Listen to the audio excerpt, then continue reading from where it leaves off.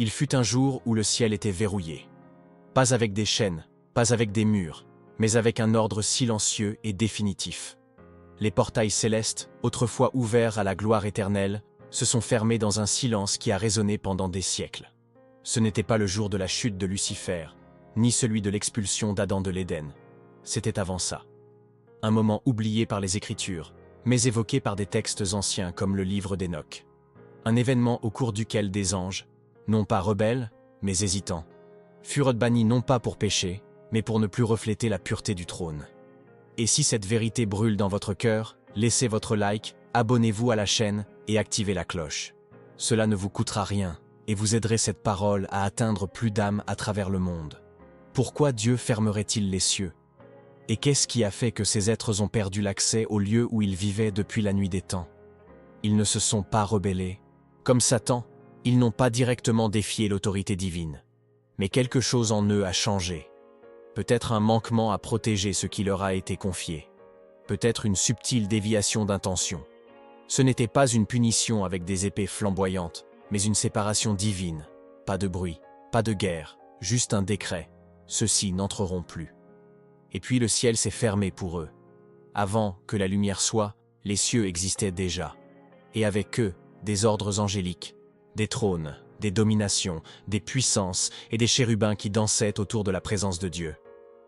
Mais tout le monde n'est pas resté intact. Certains ont commencé à regarder en dehors du trône. Non pas avec malice, mais avec indifférence. Ils ont commencé à être distraits, créés, jugés, s'éloigner. Ils étaient encore purs aux yeux des hommes, mais le regard de Dieu voyait au-delà. Ils n'étaient plus comme au début. Puis vint l'ordre. Un son qui n'était pas entendu avec les oreilles, mais ressenti dans tout le cosmos. Le trône trembla, les créatures célestes se turent, et la parole fut lâchée, que le ciel se ferme, et que descendent ceux qui ne reflètent plus ma lumière. Et ainsi, sans combat, sans résistance, ils furent jetés, non à l'enfer, non à la terre, mais vers une dimension oubliée, sous le ciel, où la lumière ne les atteindrait plus. Ils y resteraient jusqu'au moment fixé. Dans la tradition des anciens Hébreux, il y avait des rumeurs sur des régions célestes, inconnues, appelées par certains « lieux sombres d'en haut ». Ce n'était ni l'enfer, ni le Sheol. C'étaient des zones de silence, où des êtres qui brillaient autrefois vivaient désormais comme des ombres. Personne n'en a beaucoup parlé. Les prophètes non plus. Parce que cette vérité était trop lourde.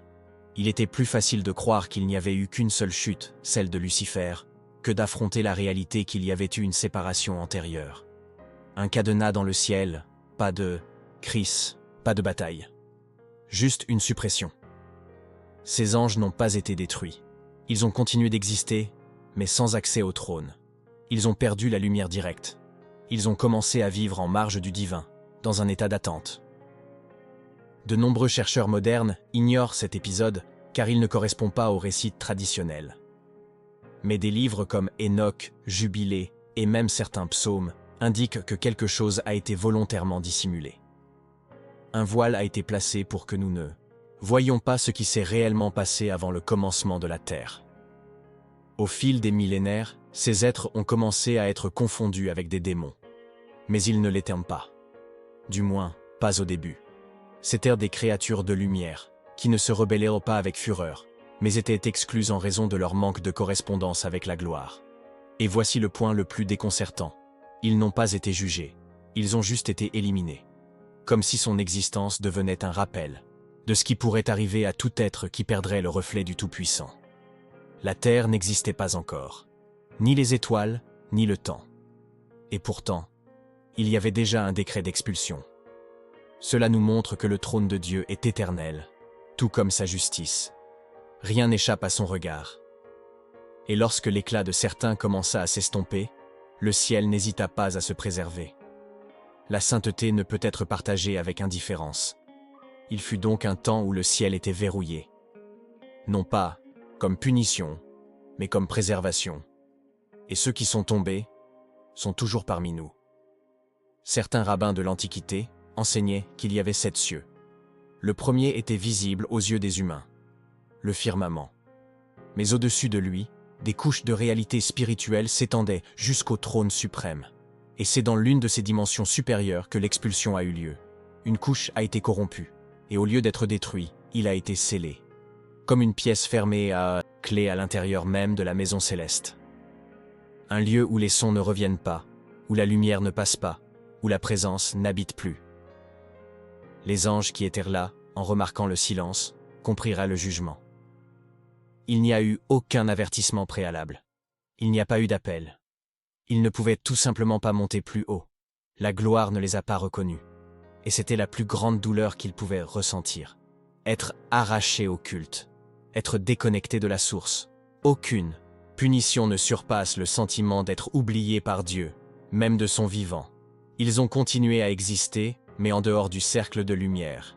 Il est possible que cette serrure soit à l'origine du concept de prison spirituelle que Paul mentionne dans ses lettres. Il a emmené la captivité en captivité, dit le texte. Mais qui était captif en premier lieu? Qui avait été emprisonné dans des régions supérieures mais cachées, afin de ne plus participer au plan de rédemption? C'est pourquoi, lorsqu'il est descendu dans les régions les plus profondes, le Christ n'est pas descendu seulement vers les morts, mais vers les lieux où se trouvaient ces êtres. Leur silence résonnait encore. Et c'est peut-être pour cela que beaucoup confondent cette histoire avec la chute des anges qui se sont joints aux filles des hommes. Mais ils ne sont pas les mêmes. Ceux qui sont tombés avant même que la terre n'existe ont été les premiers à être oubliés. Il n'y a pas de nom pour eux. Aucun enregistrement. Seulement des traces dispersées parmi les textes sacrés et les échos des prophètes. Ils ont été jetés devant l'Éden, avant l'histoire, en avance. Si vous regardez attentivement le livre de Job, vous verrez un indice laissé au chapitre 38. Là, Dieu demande à Job, « Où étais-tu quand je fondais la terre, quand les étoiles du matin chantaient ensemble et que tous les fils de Dieu poussaient des cris de joie? Mais tout le monde n'a pas chanté, tout le monde n'a pas crié. Certains n'étaient plus là. Ils avaient déjà été exclus. Ce détail subtil montre que la création de la terre a été célébrée, mais par une assemblée déjà réduite. La Bible ne se contente pas de nous cacher ce qui s'est passé sur terre. Elle reste également silencieuse sur ce qui s'est passé sur les hauteurs. Le silence est une forme de miséricorde. Car si nous savions tout ce qui s'est passé dans les royaumes célestes avant la création, nous ne pourrions peut-être pas le supporter. Peut-être cela nous révélerait-il combien notre séjour dans la présence divine est fragile, non pas par peur, mais par responsabilité. Être devant Dieu, c'est aussi être transparent. Et ces anges ont cessé d'être. Lorsqu'ils furent jetés à terre, ils ne perdirent pas leur cadeau. Ils sont restés spirituels, conscients, observateurs. Mais ils ont commencé à habiter des lieux où le temps n'existe pas. Et c'est pourquoi tant d'entre eux nous entourent encore.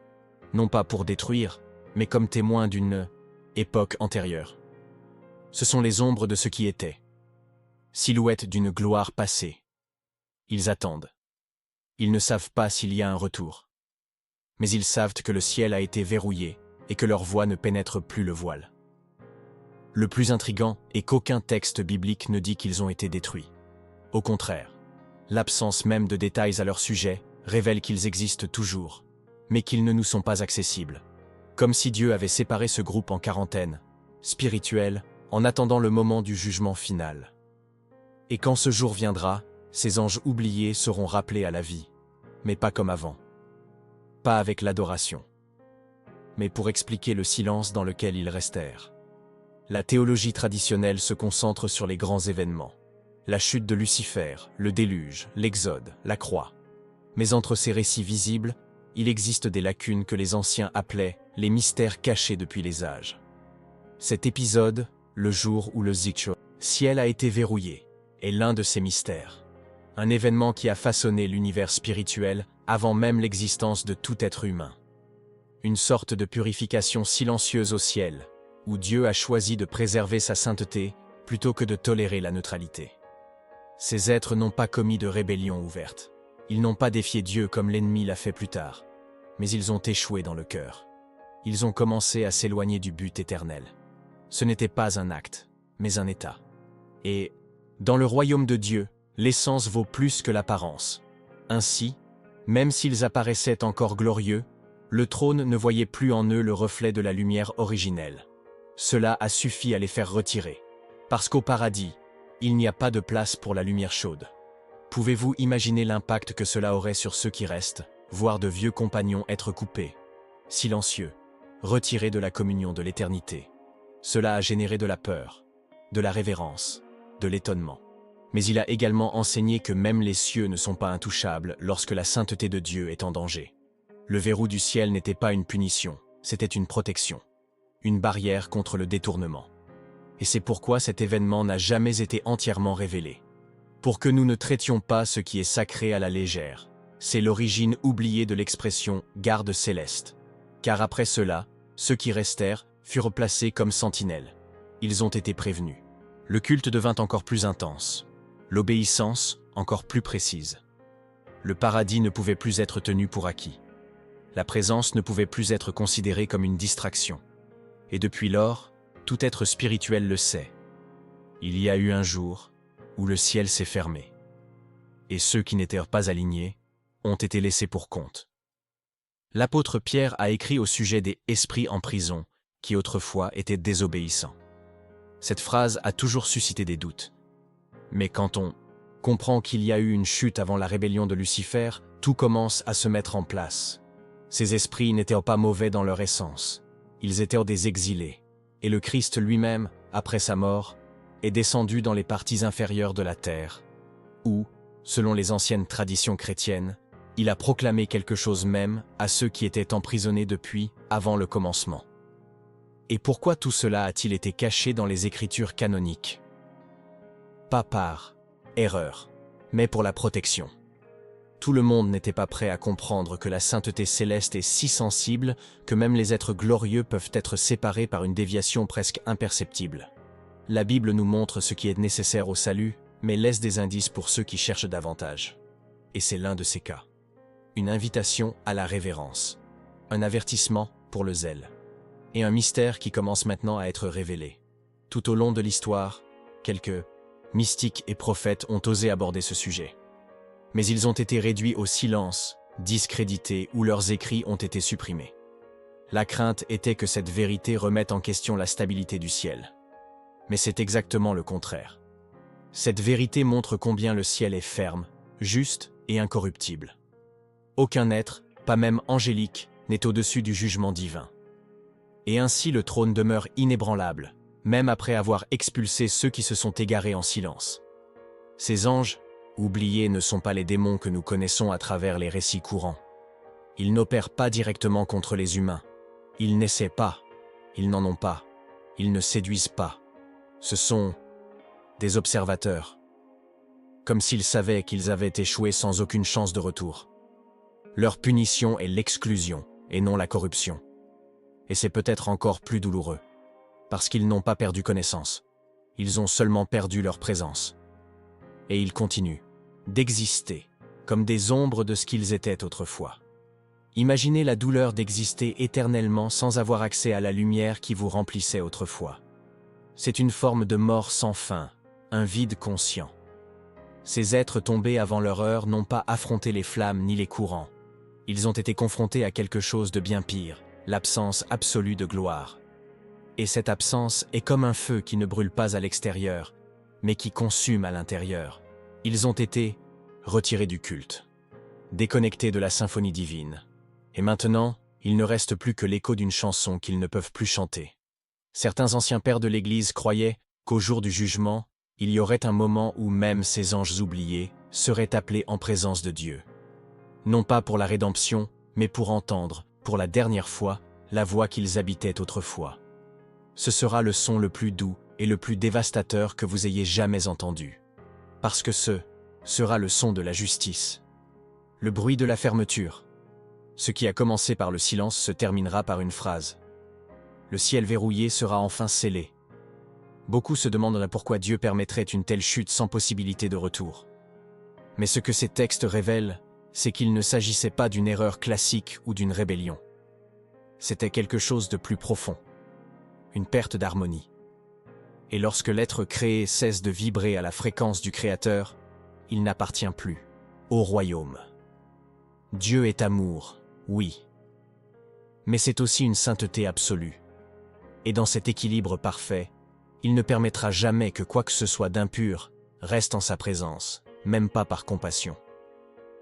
Le jour où le ciel s'est verrouillé n'est pas seulement un événement ancien, c'est un signal d'alarme pour le présent. Nous vivons comme si la présence de Dieu était un droit, mais nous oublions que c'est un cadeau, une faveur, un privilège.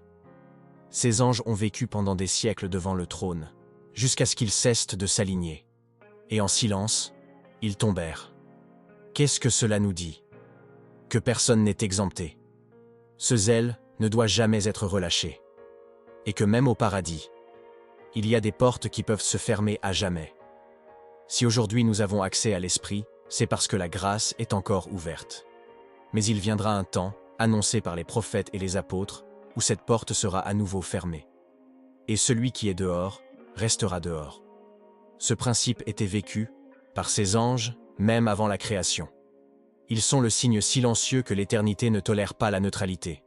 Soit il y a lumière, soit il y a absence.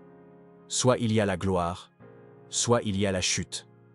Et quand Dieu verrouille une porte, personne ne peut l'ouvrir. La Bible dit qu'il y aura un nouveau ciel. Mais pourquoi Dieu en créerait-il un nouveau, si celui actuel est parfait? Parce que quelque chose a été touché. Et même si la gloire brille encore, il y a des cicatrices spirituelles qui nécessiteront un renouvellement. Le nouveau ciel sera pur, restauré, plein. Aucun cas de chute n'a été enregistré, sans la moindre hésitation. Un paradis où plus aucun verrou ne sera nécessaire, car chacun y sera totalement fusionné avec la volonté éternelle de Dieu. Les anges oubliés resteront un mystère jusqu'à la fin. Peu de gens connaissent son existence. Encore moins nombreux sont ceux qui comprendront leur rôle dans l'histoire. Mais pour ceux qui ont des oreilles spirituelles, leur silence en dise long. Il nous montre que la véritable sainteté ne se manifeste pas, elle se maintient. Et que la lumière n'a pas besoin de crier pour briller. Et surtout, il nous rappelle que la plus grande punition n'est pas la douleur, c'est la séparation. Et lorsque le dernier sceau sera brisé, lorsque le livre de vie sera ouvert devant l'agneau, peut-être que le ciel s'ouvrira à nouveau, pas pour eux, mais pour les racheter. Et puis, chaque larme sera essuyée, chaque absence restaurée, chaque automne jugé. Phrase du jour, que le ciel ne se ferme jamais pour toi. Si ce message vous a parlé au cœur, abonnez-vous à la chaîne maintenant, activez la cloche et laissez votre commentaire. Et si vous souhaitez bénir ce ministère, devenez membre en cliquant sur « Devenir membre ». Votre aide nous permet de continuer à révéler des vérités comme celle-ci.